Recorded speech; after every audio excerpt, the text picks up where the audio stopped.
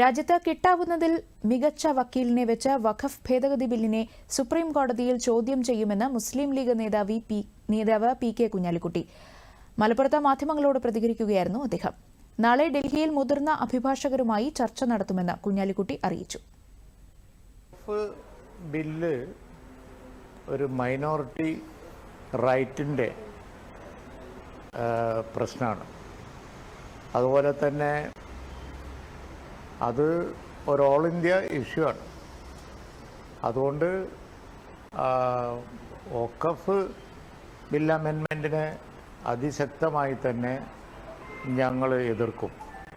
Parliament ഭൂരിപക്ഷപ്രകാരം ഇത്തരം നിയമങ്ങൾ പാസ്സാക്കുമ്പോൾ പിന്നെ കരണീയമായിട്ടുള്ളത് അതിനെ സുപ്രീം കോടതിയിൽ ചോദ്യം ചെയ്യുക എന്നുള്ളതാണ്. രാജ്യത്ത് കിട്ടാവുന്ന ഏറ്റവും നല്ല വക്കീലിനെ വെച്ച് ഏറ്റവും നല്ല നിലയിൽ തന്നെ ഞങ്ങൾ ഈ അമെൻമെൻറ്റിനെ ചോദ്യം ചെയ്യും.